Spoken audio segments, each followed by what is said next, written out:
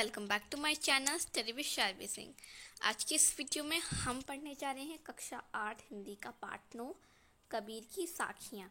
इसका आज हम फुल एक्सप्लेनेशन देखेंगे। तो चलिए, पहला साखी है, जाति न पूछो साधु की, पूछ लीजिए ज्ञान, मोल करो तलवार का, पड़ा रहन दो म्यान।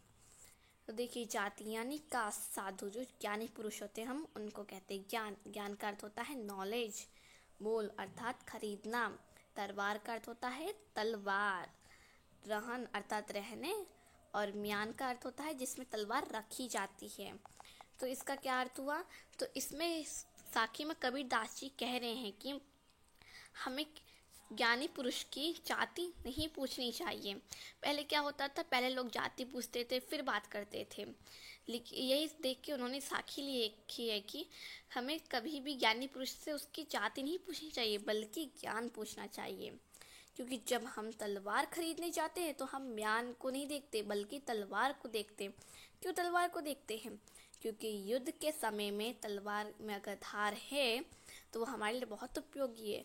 अगर यही हम म्यान की सुंदरता देख के खरीदे तलवार और उसमें धारी ना हो तो वो किस काम की। तो वो यह कहना चाहते हैं कि जातिवाद छोड़ो और मनुष्य का ज्ञान है, अगर उसके अंदर ज्ञान है उसका सम्मान करो।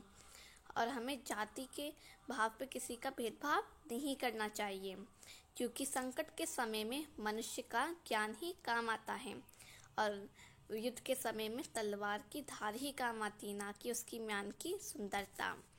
तो इसे आप किस प्रकार लिखेंगे? इसमें कबीरदास जी कहते हैं कि हमें सज्जन पुरुष से उसकी जाति नहीं पूछनी चाहिए अपितु उसका ज्ञान देखना चाहिए। अर्थात मनुष्य को उसकी जाति के आधार पर नहीं, उसके ज्ञान के आधार पर परखना चाहिए। क्योंकि जब हम तलवार खरीदने जाते हैं तो उसकी कीमत म्यान देखकर नहीं लगाते हैं। अब देखिए, ये है हमारी दूसरी साखी। आवत गारी एक उल्टत हुई अनेक, कहे कबीर नहीं उल्टिए, वही एक की एक। आवत मतलब आते हुए, गारी का अर्थ होता है गाली, उल्टत का अर्थ होता है पलटकर, हुई का अर्थ होता है होती और अन्य का अर्थ होता है बहुत सारी। तो इसका क्या अर्थ हुआ? आवत, आवत मतलब जो अगर हमें कोई अपशब्द यानी गाली देता है तो हम अगर उसका पलट कर, उल्टत का अर्थ होता है पलट कर उसको भी गाली दें तो वो फिर हमें देगा, फिर हम उसको देंगे, फिर वो हमें देगा। तो उससे क्या होगा? वो गाली बढ़ती जाएगी। लेकिन कबीर दास कह रहे हैं कि नहीं उल्टी है, अर्थात हमें उसका पलट कर जवाब नहीं देना चाहिए। क्योंकि अगर हम उसका पलट कर जवाब देंगे तो वो तो बात बढ़ती जाएगी, बात बिगड़ती जाएगी। अगर हम उसका पलट कर जवाब देंगे ही नहीं और उस पर अगर हम ध्यान देंगे ही नहीं तो वो गाली एक की एक ही रह जाएगी। तो इसका अर्थ देखते हैं हम कैसे लिखेंगे। इसमें कबीरदास जी कहते हैं कि जब हमें कोई गाली देता है तब वह एक होती है, पर हम पलट कर उसे भी देते हैं तो वे बढ़ते बढ़ते अनेक हो जाती हैं। इसलिए जब हम उसकी एक गाली पर ही ध्यान नहीं देंगे तो वह वहीं ख़त्म हो जाएगी, अर्थात वो एक ही एक रह जाएगी। और यह है हमारी तीसरी साखी। माला तो कर मैं फिरे, जी भी फिरे मुख माही, मुनवा तो दहु दीसी फिरे, यह तो सुमिरन नाही। माला तो कर, माला तो कर का अर्थ होता है हाथ। फिरे, फिरे का अर्थ होता है घूमना। जीभी अर्थ जीभ। टंग को कहते हैं मुख मतलब मुंह, फेस। माही अर्थात मैं। मुनवा का अर्थ होता है मन। दहु का अर्थ होता है दसों। दिशी का अर्थ होता है दिशा यानी डायरेक्शन। तहो का अर्थ होता है तो। सुमिरन का अर्थ होता है स्मरण। तो क्या कह रहे हैं साखी में कबीरदास? कबीरदास जी कह रहे हैं कि जो लोग हैं जो मंत्र का पाठ करते हैं उनके हाथों में जो माला है वो घूम रही है, साथ में जो मुंह में जीभ है वो भगवान का जो नाम है वो जाप रहे हैं, ले रहे हैं। लेकिन जो उनका मन है अर्थात जो मुनवा है उनका, वो तो दसों दिशा में वही घूम रहा है। कि जो व्यक्ति का, जो मनुष्य का दिमाग है वो बहुत चंचल होता है।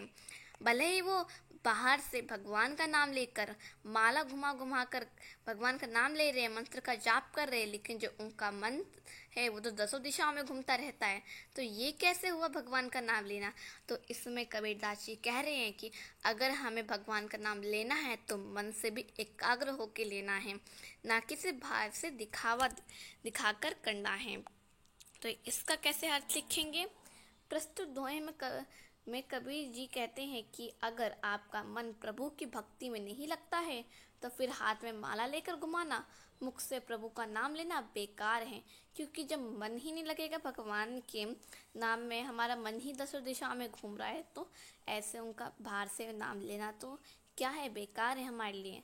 अगर प्रभु को पाना है तो हमें एकाग्र होकर उनकी भक्ति करनी होगी। अब ये है हमारा चौथा साखी। कबीर घास ना निंदिए जो पाँव तली होई, उड़ी पड़े जब आँखी में खरी दहुली होई।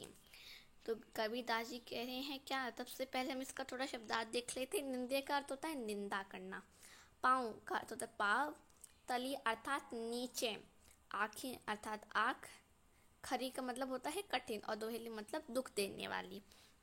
तो इस साखी का क्या अर्थ हुआ? तो कबीरदास जी इस साखी में कह रहे हैं कि जो हमारे पाँव के नीचे दबी हुई घास हैं, उसकी हमें कभी भी निंदा नहीं करनी चाहिए। जो हमारी चीज़ पाँव के नीचे, अगर वही घास का तिनका हमारे आँख में चला जाए तो भाई वो बहुत ही दुखदाई होता है, बहुत ही हमें कष्ट पहुंचाता है।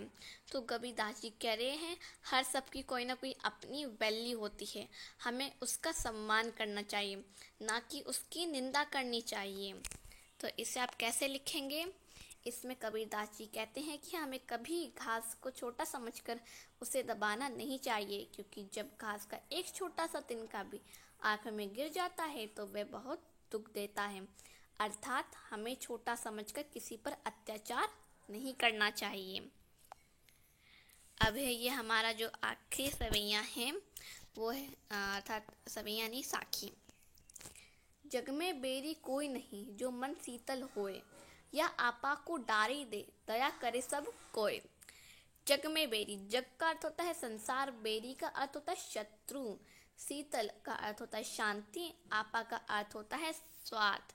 तो कह रहे हैं कबीरदास जी इस दोहे में अर्थात इस साखी में कि अगर आपका मन शांत होगा तो आपका कोई भी शत्रु नहीं होगा, और अगर हर कोई स्वार्थ को छोड़ दे तो एक साथ सुखी रहेंगे इस जीवन में।